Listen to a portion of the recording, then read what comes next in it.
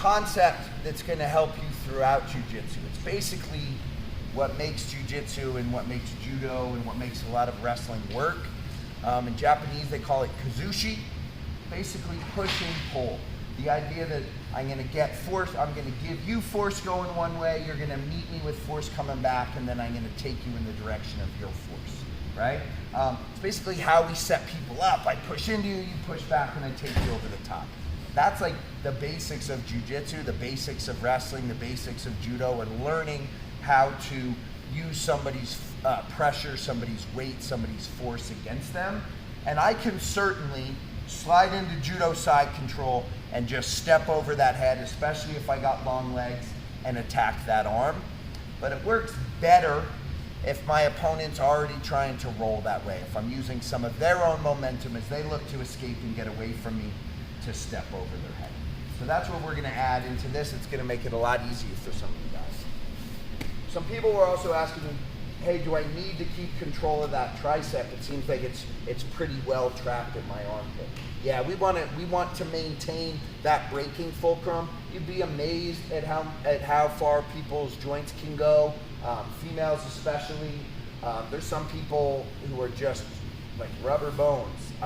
I always tell people that if you're learning jiu-jitsu for self-defense, do not rely on a break or a joint lock to end the fight, right? When I break an arm, I think now he has one less arm to defend the strangle, right? When I break his leg, he's got one less leg to kick me with while I work to take him down and strangle him. Understand that the strangle is the end goal always.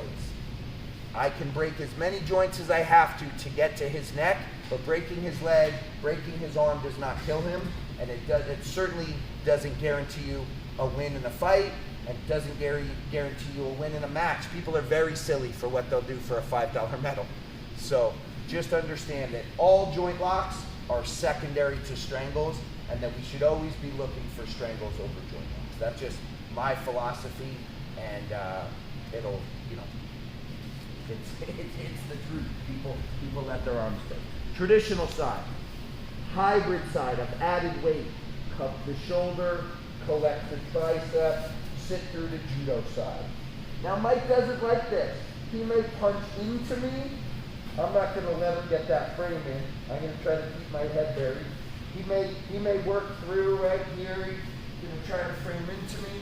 Eventually, he may decide that he thinks it's the right thing to do is to bridge away from me. That's the ideal time to step over that head and start to roll this arm back. I've got to make sure that the point of the elbow is right at the base of my palm. I'm locking this in, and then I'm extending my hip forward for that tap. So if you're here, I like to keep my head buried in his jaw, pulling myself in, making it very hard for him to get his frame in. And Mike's a brown belt. He's wearing a purple shirt, but he's a brown belt. He knows that bridging away is going to be futile, so that's not what he's going to try to do right off the bat. But you're going to get a lot of folks here that are going to try to roll away, right? He may bridge into me first, and then it doesn't work, and he tries to go the other side, and that's where I can step. Now from this position, I like to add some flavor to it, right? We talked about strangles being greater than breaks. I still clamp this down. I would still extend my hips to take the arm, but this is what I call the Hennessy separator. I start to scoop his head, and he's gonna tap very quickly, but to me, taking off his head. Sometimes this looks different, and I can get it all the way to here, where I then figure four, and then imagine that this knee and his head is like the top of a Pez dispenser, where I just open this knee up to take his head off. So now I'm combining a strangle with a break, okay?